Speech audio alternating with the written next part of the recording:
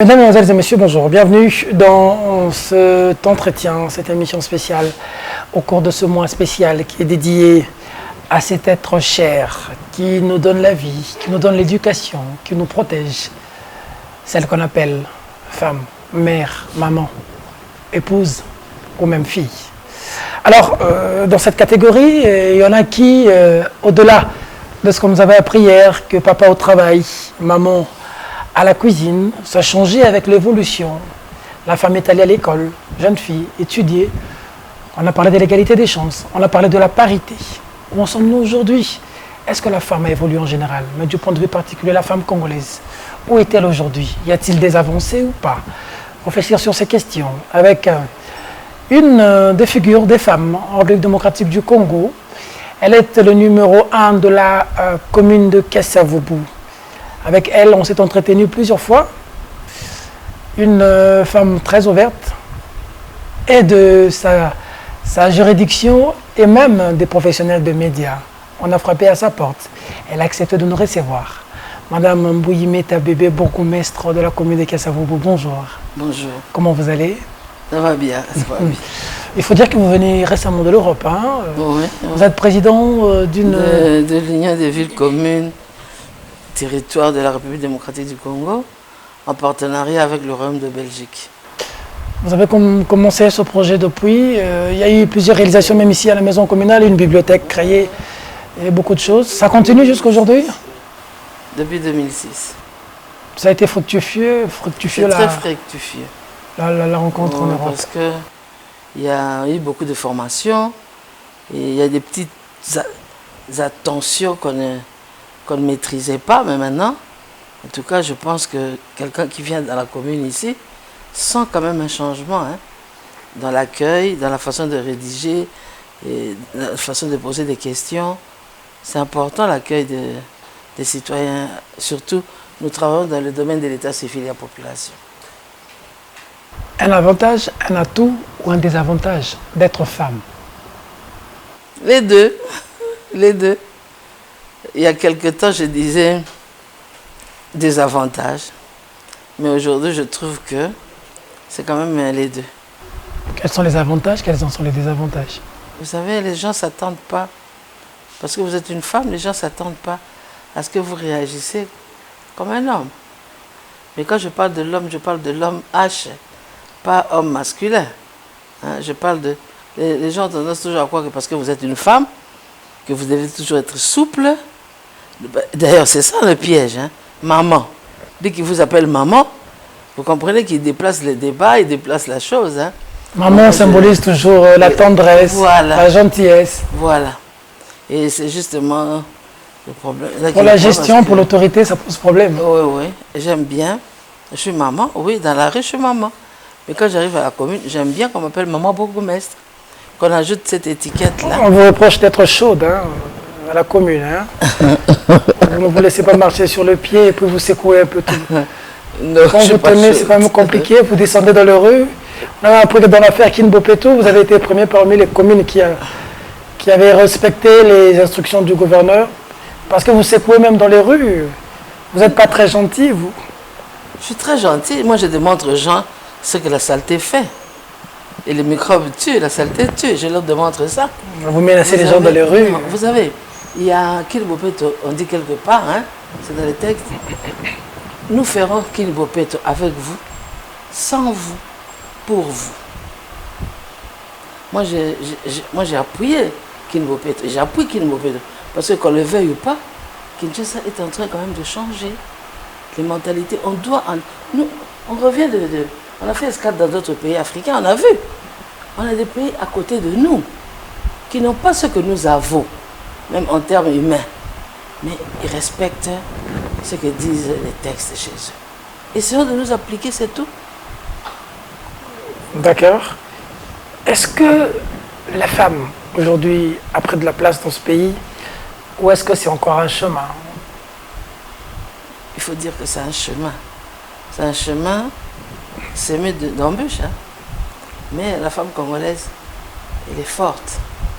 Ah bon? Oui, elle est très forte. Parce que, vous savez, aujourd'hui, nous voyons des femmes qui gèrent des familles. Et moi, je dis, la famille, c'est une entreprise. Il y a une femme qui n'est pas mariée, qui a des faibles moyens. On se demande comment elle peut envoyer à l'école tous ses enfants et avoir des universitaires et avoir des médecins, des ingénieurs. C'est une femme, seule, qui arrive à faire tout ça. Donc je me dis que c'est une battante. La femme congolaise, c'est une battante. Elle a toujours combattu. Vous êtes arrivé aujourd'hui ou il y a encore du chemin? Si du chemin, qu'est-ce qu'il vous reste à faire encore? À nous imposer. Mais vous êtes bourgmestre de la commune, C'est vous pas imposez suffisant. déjà. C'est pas suffisant. C'est pas suffisant. On ne doit pas toujours rester au petit poste de commandement. Les femmes doivent aussi avoir des postes clés, des postes de commandement. Il y a une présidente aujourd'hui de l'Assemblée nationale. Hein. Ben oui, c'est mieux, voilà, c'est bien. C'est même ma présidente de la Ligue des femmes. Je la salue en passant. Madame Janine Mabunda. Oui, oui, oui. C'est un exemple que nous devons aussi suivre. Hein. Hein? Elle s'est battue hein, pour être là. Ça a été difficile, mais liée. Hein. Et elle doit s'accrocher. Ça vous fait quoi quand vous voyez parmi les bourgmestres, il n'y en a pas beaucoup, pas plus de 5-6 hein, bourgmestres femmes. Parmi le gouverneur, je ne sais même pas s'il y en a une qui est une femme, je ne pense pas. Les ministères, au moins de 30%, 20%. Vous Qu'est-ce que ça savez, vous fait en ce qui concerne, par exemple, les élections, en fait, la femme, elle a tendance à ne pas élire la femme. Les vieilles habitudes, on croit toujours que la femme c'est un danger pour l'autre femme. Donc dans nos coutumes, dans la société dans laquelle nous vivons, c'est toujours la femme qui est censée faire du mal à une autre femme. Et les hommes en ont profité. C'est pour ça qu'on est en train de toujours d'expliquer à la femme que c'est son combat, elle doit mener ce combat toute seule et en grande. Ne pas écouter ce qui se dit dans les rues. Parce que vous savez, moi quand j'étais candidate, il y avait des gens qui ont dit pourquoi elle? Et c'était des femmes. Pourquoi elle? Toujours elle. Pourquoi? Et quand je raconte ça, d'autres amis me disent mais nous aussi c'était pareil. Donc c'est femme qui combat femme. Oui. Or la femme doit comprendre que son combat sera mené et gagné par une autre femme, par d'autres femmes qui vivent sa situation. Ça c'est vraiment les coutumes ne nous ont pas beaucoup aidés. Mais Dieu merci, nous avons aussi beaucoup d'hommes qui soutiennent les femmes, qui trouvent qu'une femme à un poste de commandement, c'est un homme. Hein? C'est un homme. Facile pour vous d'avoir été là où vous êtes, ou ça a été un chemin d'un combat pour les jeunes filles qui voudront devenir comme vous un jour? Oui, non, c'était pas facile. Vous savez, rien n'est facile dans la vie. Sinon, tout le monde le ferait. Rien n'est facile. Le plus difficile, c'est de maintenir. Le plus difficile. C'est pas facile, mais au-delà de cette facilité-là, se positionner, se faire aimer, surtout en tant que bourgmestre, se faire aimer, se faire connaître, et que les gens trouvent normal ce que tu leur demandes. Parce que le grand combat, c'est celui-là. Passer quelque part, leur dire, vous devez balayer. Si vous ne balayez pas, ça ne va pas passer comme ça. Et ils se mettent à balayer. Et puis, vous les connaissez. Les connaître. Est-ce qu'il n'y a pas un problème de complexe quand on voit une femme qui vient donner des ordres pour certains... Non, c'est pas... Au contraire. J'ai constaté aussi que quand j'arrivais quelque part, je m'adressais plus aux femmes. Je dis, écoutez, quand la maison est sale, c'est que la femme est sale. Et moi, je ne voudrais pas qu'on m'étiquette comme une femme sale. C'est pour ça que j'essaie d'arranger la maison communale, d'avoir toujours un jardinier. Que vous considérez comme votre maison, votre propre maison. Voilà. Il faut dire que vous êtes de Kassavo, bout de Pouille. Oui, hein. je suis né à Kassavo. Bébé climatiseur de l'époque. Non, mais je suis né. Bon, bébé climatiseur de l'époque, on en sait quelque chose. Hein. Ouais, mais je suis né à Kassavougou. Ma famille est ici. J'étais à l'école ici aussi. Donc, voilà, on se sent bien chez soi. Donc, il n'y a pas de problème pour leur rappeler de temps en temps que Kassavo, c'est notre village. Nous avons intérêt à faire de Kassavo quelque chose de beau. Parce que les gens oublient que Kassavo, c'est une commune historique. On oublie tout ça. On pense que non, Kassavo, c'est plus les bars, c'est plus le marché Gambela, c'est plus les terrasses. Non. Kassavo, déjà au départ, c'est la commune où le roi Baudouin a érigé un marché pour que les anciens combattants de notre pays puissent exercer un commerce à leur retour de la guerre. Hein? Alors il y a l'avenue Victoire. L'avenue Victoire symbolise leur retour. Ils ont défilé sur cette avenue. C'est pour ça qu'on a... La Victoire qu'ils avaient enclenchée à l'étranger. Voilà. Comme ça, on a des avenues Gambela, voilà. des avenues... Là, et tous ces noms-là, c'est des noms des villes où ils ont gagné, la force publique a gagné des batailles. Gambela, c'est Éthiopie, Abyssinie à l'époque, aujourd'hui Éthiopie. Sayo. Il y a Éthiopie, voilà. Vous avez... Birmanie, parce qu'on avait des gens en Birmanie. En Birmanie. Donc, Khartoum, au Soudan. Il y a des noms, tous les noms que vous trouvez à Kasavubu, les avenues surtout, à Sosa. C'est les noms des grandes villes où nos combattants, vaillants combattants, ont gagné des guerres. C'est pour ça que je dis aux gens, non, Kasavubu, c'est pas seulement le marché, c'est pas seulement... Même Gambela, c'est en Éthiopie. Hein? Donc, les gens doivent savoir que Kasavubu, c'est une commune historique. Et, mon Dieu, nous avons le premier président de ce pays qui était de Kasavubu. Bourgmestre de Dendal à l'époque. Voilà. Il habitait à Kasavubu. C'est un message. Hein? Donc, les gens oublient vite. Ils sont surpris après, surtout les élèves. Son bureau, c'était où? À l'entrée, juste à l'entrée à gauche. Ah, d'accord. C'est qui est le secrétariat maintenant après. Ah, vous avez son secrétaire et puis le bureau après. Il y a même sa table de travail qui est là. Jusqu'à aujourd'hui. Oui, conservée là. Ça pouvait rapporter beaucoup en tourisme. Hein? Mais il y a beaucoup d'élèves qui viennent visiter quand même. Beaucoup après avoir visité le monument sur Kimpwanza, ils viennent ici. Parce que même les enfants sont surpris de savoir qu'il a travaillé ici. Il a eu même un bureau. Ça, ce sont les vieux de Kasavubu qui me l'ont dit, les papas. Il a eu son bureau sur Rond-Point Victoire, là où se trouve le bureau de quartier Salon aujourd'hui. Il était là, son bureau était là. Il a eu à tenir des meetings sur le rond-point. D'accord.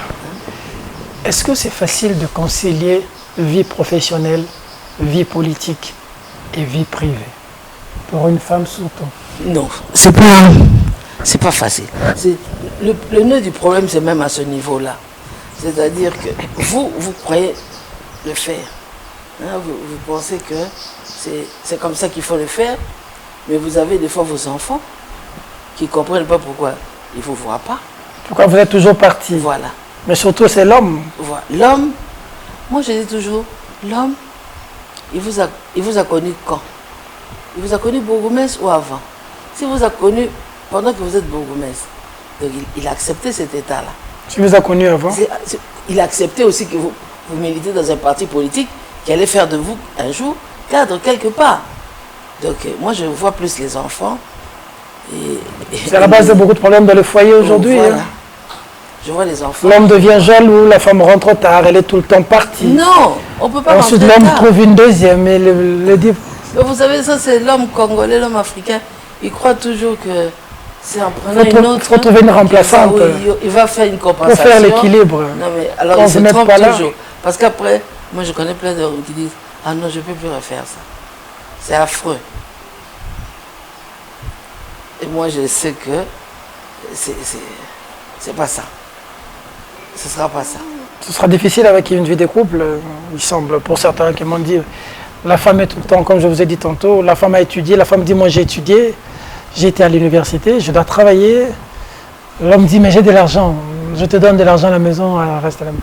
Alors ça pose problème. Vous gérez peut-être de chaos, c'est comme ça ici, oui, qui bénissez de mariage. Oui. Que dire à toutes ces familles qui rencontrent ce genre de choses? Ça c'est deux personnes, hein, et on fait un choix, ça va vous allez avoir des discussions, vous allez voir ce qu'il faudra faire. Parce que si votre mari ne veut pas que vous travaillez, quelque part, moi je trouve que c'est dur. Il ne faut pas être quelqu'un de mauvais, de méchant pour empêcher à votre femme de s'exprimer. Aujourd'hui... J'ai déjà de l'argent, tu vas aller travailler pour... C'est pas une question d'argent. Je t'achète des... C'est pas une question d'argent. C'est pas une question d'argent. Elle a fait des études, elle veut prouver à la société, à sa famille. Encadre les enfants à la maison. Oui, mais si elle est capable de le faire, d'aller à son bureau et rentrer pour encadrer les enfants. Mais qui dit que les enfants doivent être forcément encadrés par la mère? Pour que les enfants aient l'éducation de la mère. Non, c'est pas seulement la mère qui donne l'éducation. Le père aussi. Le père est au rentrant travail. plutôt à la maison. Maman est à la cuisine, papa est au Non, travail. non, non. Vous savez, il y a des amis à moi en Belgique. Quand je vois le mari ici, c'est un monsieur qui touche même pas une assiette. Mais chez lui, là où moi je l'ai trouvé, eh ben, il a fait même la sémoune le soir tout seul pour manger. Vous comprenez? Donc, c'est pas seulement... Il n'y a pas... Aujourd'hui, c'est prouvé qu'il n'y a pas de créneau uniquement pour femmes, uniquement pour hommes. Vous avez des femmes générales. Hein? Colonel, major. Aujourd'hui, à la police. Moi, j'ai la police. Je vois les policières. Hein? Je vois... Elles sont de plus en plus nombreuses. Et elles ont pas elles ont des postes de commandant à la police et à l'armée. Ce qui était impensable il y a 20 ans. Donc, la petite fille aujourd'hui a des ambitions. Parce qu'il y a eu des modèles. Moi, il y a quelqu'un que j'aimais beaucoup, Ndouzou Ambombo, surtout que les gens me disaient, mais tu es sa fille ou quoi? Maman Ndouzou Ambombo. Oui, voilà, moi c'était un exemple pour moi. Je me disais, mon Dieu, moi j'aimerais être comme elle. Hein? Comme ça, les gens verront plus que je suis intelligente, ils ne vont pas s'occuper trop de mon poids. Voilà, parce qu'elle brillait. Voilà. Mais elle était mariée. Mais personne n'avait fait attention que monsieur Ndouzou Ambombo existait. Et pourtant, il existait. Il a des enfants. Tout ça. Donc, moi, je ne pense pas qu'aujourd'hui, surtout aujourd'hui, qu'il y ait des créneaux uniquement pour la femme, uniquement pour l'homme. Non. La femme est entrée partout. Quel est le secret de la réussite pour une jeune fille? Faire des études. Faire des études quand elle... Ça dépend maintenant de ce qu'elle ambitionne. Hein. Parce que je connais aussi des filles qui sont licenciées, qui n'ont jamais travaillé dans une entreprise, mais qui exercent leur commerce. Or, je trouve que comme elles ont fait des bonnes études, même dans leur commerce qu'elles exercent, elles excellent. Donc moi je dis c'est les études. Aujourd'hui dans notre société, ne pas aller à l'école, c'est un drame. Il faut, quand les parents sont vivants et qu'ils vous donnent la possibilité d'aller à l'école, il faut toujours en profiter. C'est même pour le petit garçon, hein. Vous savez, l'électronique aujourd'hui, la mécanique vieille nation, elle est en train de disparaître. Tout est électronique. Or, sans en avoir... par exemple, allez, je dirais quelqu'un qui n'a pas fait des études, il ne va pas apprendre l'électronique comme ça. Il aura peut-être 1 ou 2 points. Mais le reste, ça s'apprend à l'école.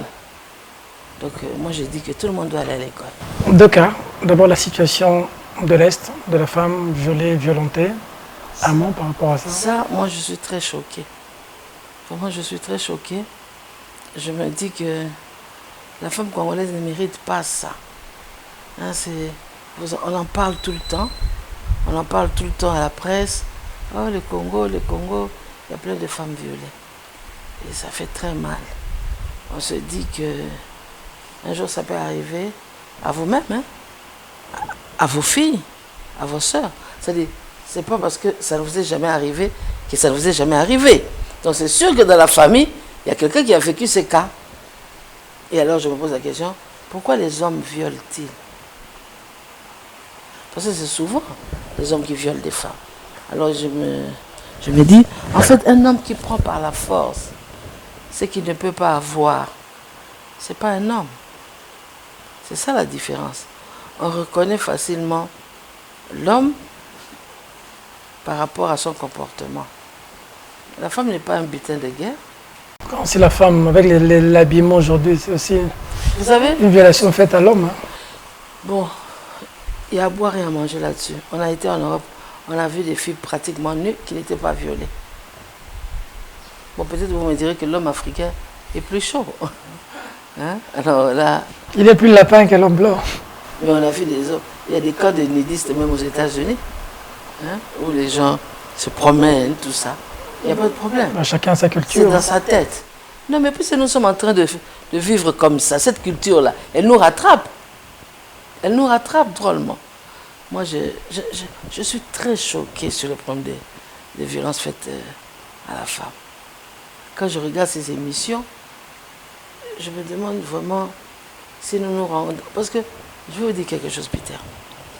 Il y a une femme qui est violée. C'est une partie de sa vie que vous prenez. C'est un souvenir qu'elle n'oubliera jamais. On peut faire autant de psychanalyse qu'on veut. Ça, c'est une histoire qu'elle n'oubliera jamais. Alors, est-ce que ce type-là, ou bien ces types-là, ont-ils mérité vraiment de figurer dans la mémoire de cette personne pour l'éternité? Non. Non. Les hommes sont, j'ai dit, dans le combat des femmes, il y a beaucoup d'hommes aussi qui accompagnent la femme, qui ont compris que en laissant la femme sur le trottoir, ça ne marchera pas. Il faut l'amener avec vous. Donc quand aujourd'hui vous avez vos filles, l'une de vos filles est violée, vous dites, mais qu'est-ce qui est arrivé? On ne viole pas à cause des tenues. Hein? À l'Est là-bas, tu connais des gens qui portent des bikinis? Qui vont dans les piscines? Non. Elles sont dans les champs. Dans les champs, tout le monde est habillé en pagne, tout et tout. Donc ça n'a rien à voir. C'est quelque chose qui doit sortir de la tête du Congo. Maman bébé, une femme qui est violée par des violeurs, des inciviques, elle se retrouve enceinte. Elle fait quoi de l'enfant? Bon, moi, à la commune ici, j'en ai rencontré des cas comme ça. Il y en a qui ont refusé de garder l'enfant. Et l'autre, il y a d'autres aussi qui ont dit, c'est mon sang, c'est mon enfant. Il doit vivre. Donc, ça dépend maintenant de la famille, ça dépend de la fille. Il y a plein de critères. Si on vous demande de te donner un conseil à quelqu'un qui est dans ce cas, qui vous suit maintenant, vous lui direz quoi? Moi, je lui dirais que c'est son enfant. C'est son enfant. Un bébé, c'est toujours un bébé. Et lui, il est innocent. Il est innocent et elle ne peut pas le punir pour ce que lui n'a pas commis. On est en train de chuter. Qu'est-ce que la loi a prévu pour un homme qui vit avec une femme, fiançailles ou amour, mais qui ne sont pas encore mariés, rien n'est fait? La femme tombe enceinte, l'homme s'en va, abandonnant la femme et l'enfant. Les tribunaux sont là. C'est une violation des lois. Les tribunaux sont là pour ça. C'est pour ça. Il y a beaucoup d'hommes comme ça qui partent en abandonnant des femmes. Oui, c'est comme ça que nous sommes toujours en train d'expliquer à nos filles. C'est pas pour rien d'ailleurs qu'il y a plein de centres ici pour empêcher la production des enfants, même la procréation sans amour, sans mariage, tout ça. C'est pas pour rien aussi qu'on essaie de conseiller aux filles de se protéger. Parce qu'un homme, vraiment s'il arrive à faire un enfant avec vous et que vous n'êtes pas marié, il faut vous poser des questions. Hein? La loi a mis des mécanismes. Hein? Il va reconnaître l'enfant, s'il le veut. Hein? Mais s'il ne le veut pas, la loi aussi peut le contraindre. Parce qu'il y a des témoignages. Mais tous ces gens-là, c'est ça que je dis, tous ces gens-là, c'est des personnes qui ne se rendent pas compte qu'ils sont en train de freiner le pays. C'est pour ça que le pays, au lieu d'avancer, va reculer. Parce qu'il y a des hommes qui ne savent pas qu'ils peuvent être punis pour avoir fait ceci, pour avoir fait ça. On croit que, non, on les a maramindélés. Non! Nous avons toutes ces lois ici. Mais, moi j'ai vu des cas où la famille, moi je mets même le monsieur en justice, et c'est la famille de la fille qui vient intervenir. Qui vient intervenir, on va s'arranger à l'amiable. Oh! Voilà. Après, quand il y a des problèmes, que le monsieur est parti, ils reviennent vite. Ah, moi, pour mettre le monsieur, j'ai dit, mais on l'avait ici. On pouvait l'amener devant les tribunaux. Vous avez dit, voilà. C'est nous, tout ça parce que nous revenons toujours aux coutumes. C'est vrai, les coutumes existent. Personne ne peut le nier. La preuve est que aucun bourgmestre ne va marier des personnes, si la femme ou l'homme, s'ils n'ont pas été devant leur famille et que la dot n'a pas été versée. Nous reconnaissons, la loi reconnaît les coutumes. Mais il y a des matières où le législateur a frappé fort, où les coutumes étaient assez molles. Hein. Et l'État a dit non, ici ce sera comme ça. Elle n'a pas 18 ans, c'est-à-dire qu'elle ne peut pas s'exprimer, elle ne peut pas aller voter, eh bien, c'est un viol. C'est un viol. Quelle que soit sa façon d'être habillée, c'est un viol. Parce que nous regardons, tout le temps, les enfants sont en train de regarder la télé. Nous copions ce qui se passe à la télé. La mondialisation. Voilà, la mondialisation, elle est là, en flèche. Ça serait pas une raison de violer une fille parce qu'elle a porté une mini-jupe. Moi, je vois là, sur Victoire, il y a eu combien de filles violentées, violentées quand même, parce qu'elles avaient porté des mini. Et je rencontre aussi des jeunes garçons, aujourd'hui, qui portent des pantalons. Taille basse. Taille basse, c'est grave. Mais personne n'est violente. Ça, c'est encore maintenant l'homme qui brandit son droit du plus fort. Plus fort physiquement. Ça ne va pas. On va finir. Qu'est-ce qu'il vous reste à faire encore? Quels sont vos projets d'avenir? Vous avez le désir d'un sentiment accompli ou vous avez encore à faire, à prouver? Quoi? Oui, je dois prouver à moi-même d'abord que j'ai pu le faire. Moi, j'ai un regroupement, hein, j'ai une cellule de base. Je gère aussi beaucoup de femmes. Et je leur dis toujours, écoutez, rien ne sera donné. Il faut le mériter, aller le chercher là où il est. Et je me dis, je ne suis pas encore parti le chercher. Il n'y a qu'une moitié de la chose qui est en moi. Mais l'autre partie, je dois l'exprimer. Ce n'est pas pour rien que je continue à me battre dans mon parti politique. Moi, je suis du PPRD, vous le savez. Je suis même présidente de la Ligue des femmes du PPRD Funa. Je ne voudrais pas rester, par exemple, sans fonction. Parce que je me dis, sans fonction, je ne saurais pas m'exprimer. Hein? Donc, c'est pour expliquer aussi que comme la lutte passe aussi par un parti politique ou par un regroupement, une association, tout ça, eh bien, il faut toujours être dans ces cadres-là pour s'exprimer. Parce que là, on découvre des gens, et les gens vous découvrent. Vous avez la possibilité d'aider aussi les gens. Parce qu'il faut aider aussi ceux qui ne savent pas comment il faut faire, qu'est-ce qu'il faut faire. Mais mon sentiment, c'est que je n'ai pas encore tout accompli. Peut-être que je n'accomplirai pas tout non plus, mais c'est une vision que j'ai. Et une vision, c'est une flèche. C'est une flèche qui est pointée.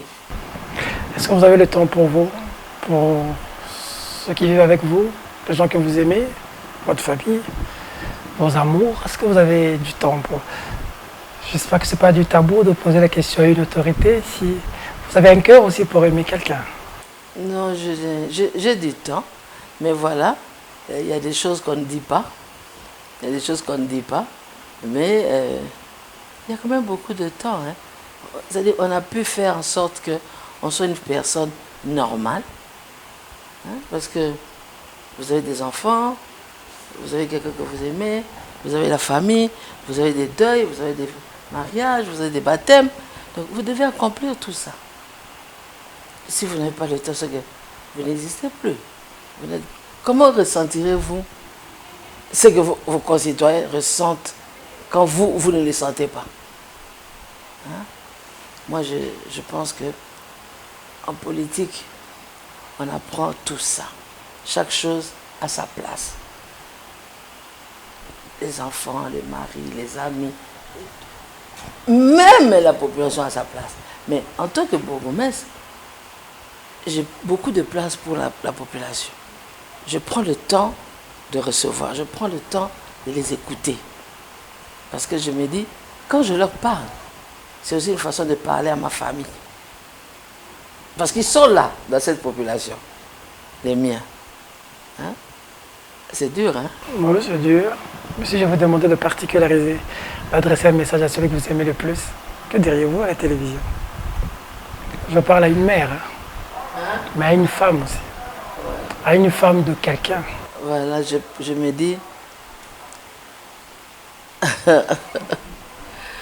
Bon, je suis une femme. Une femme, c'est tout. Je pense que tout le monde me voit comme ça.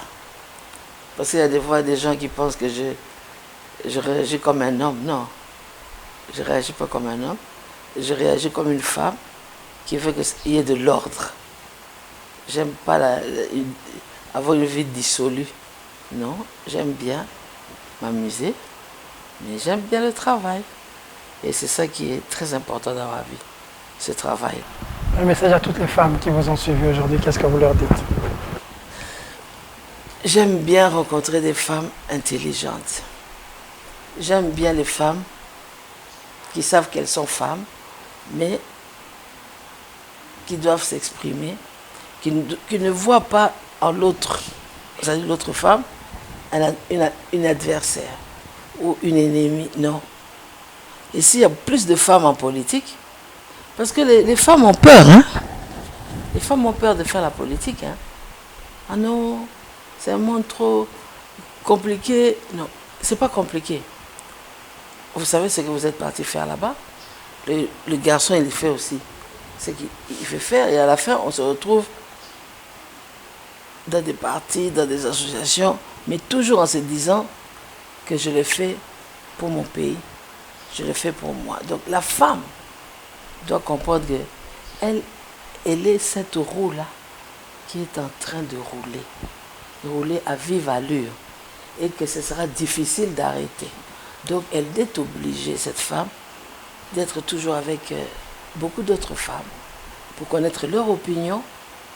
Par exemple, regardez, moi j'ai beaucoup regretté aujourd'hui, il y avait des femmes pasteurs à Kassavoum qui m'ont invité, mais comme je devais être avec vous, j'ai dit, bon, j'ai envoyé quelqu'un d'autre, mais je me suis dit, à la prochaine occasion, je vais essayer d'aller trouver la femme pasteur pour essayer de lui faire comprendre que j'avais une émission à la télé. Le respect de l'autre femme.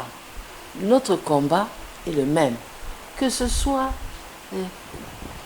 dans la maison, que ce soit dans les champs, que ce soit dans les magasins, que ce soit dans les entreprises, que ce soit dans les sociétés, que ce soit dans les ministères. Notre combat, c'est amener la révolution féminine plus haut, plus haut, plus haut. C'est ça notre combat. Merci beaucoup, maman bourgmestre Mbouyimeta Bébé. Il nous arrive des fois d'avoir l'impression que vous valez plus que ce que vous êtes, que vous pouvez encore donner mieux ailleurs qu'à la commune. Donc, vous savez, si moi je dis c'est pas vous, hein. Moi je dis j'ai envie de faire beaucoup d'autres choses, mais ce n'est pas à moi de penser que je peux faire mieux ailleurs ou je vaux mieux. C'est à ceux-là qui m'ont fait confiance de me placer ici à la commune. Si un jour ils disent non maman, on veut que vous soyez ailleurs, c'est que eux ils ont vu que j'étais capable. On a vu le respect et la considération même moi, que le Belge vous donne, même quand ils viennent ici. Moi je ne peux pas moi-même dire que je vaux plus, que je mérite, non.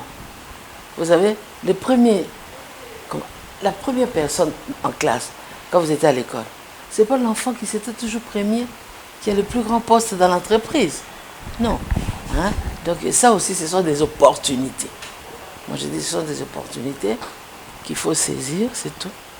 Maman Mbouyimeta Bébé, bébé climatiseur pour les intimes. Oui, j'assume. Hein?